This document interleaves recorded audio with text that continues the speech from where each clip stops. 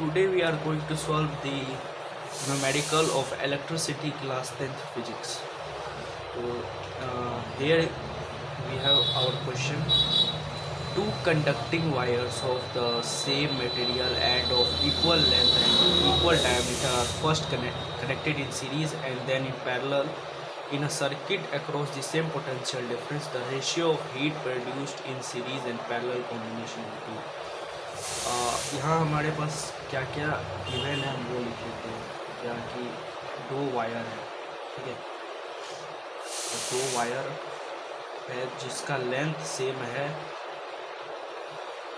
Area of cross section है, diameter same है तो एरिया ऑफ क्रॉस सेक्शन भी सेम होगा, और सेम मटेरियल है तो रेजिस्टिविटी भी सेम होगी, रेजिस्टिविटी।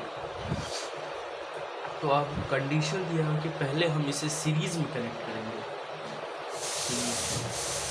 सीरीज में अगर हम इसे कनेक्ट करें तो कुछ इस तरह से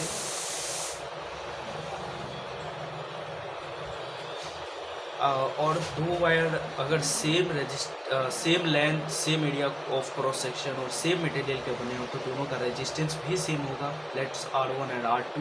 तो इस केस में इक्विवेलेंट रेजिस्टेंस, टोटल रेजिस्टेंस क्या हो जाएगा, R1 plus R2 that's 2R total resistance. और ओम्स लॉ के अकॉर्डिंग हम ये तो जानते हैं कि अगर इसमें करंट सेम फ्लो करेगा तो I तो वही सेम रहेगा और टाइम जो लगेगा टाइम भी सेम रहेगा। तो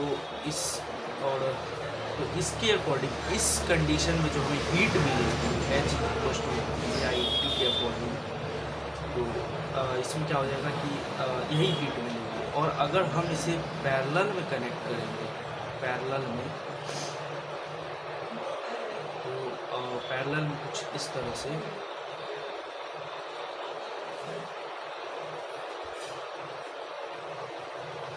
पैरेलल में दोनों, अगर इस केस में भी दोनों का रेजिस्टेंस सेम हो जाएगा और करंट जो इसमें फ्लो करेगा वो डिफरेंट होगा और टाइम टी लगेगा।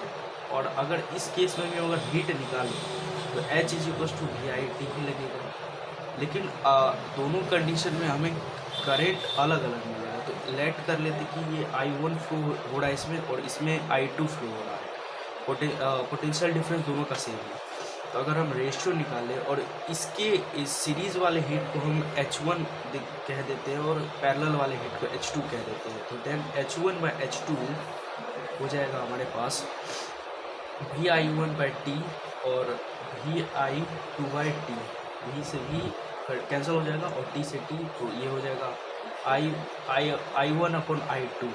अब हम क्या लिख सकते हैं, I1 को, I1 में हम क्या लिखेंगे, V/R। हमें V पता है कि दोनों कंडीशन में सेम है तो V भी ही रहेगा, लेकिन रेजिस्टेंस इसमें क्या हो जाएगा, चेंज हो जाएगा। इक्विवेलेंट रेजिस्टेंस लगेगा पैरेलल में और इक्विवेलेंट हमने निकाला है equivalent resistance in series 2R, तो ये सीरीज़ वाले में V/2R लग जाएगा और पैरेलल वाले करंट में इसमें भी V/R ही होगा।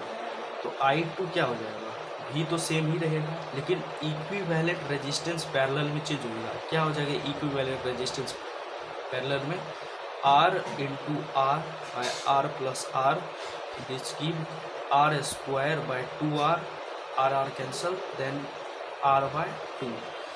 Here we find that total resistance in parallel is R/2।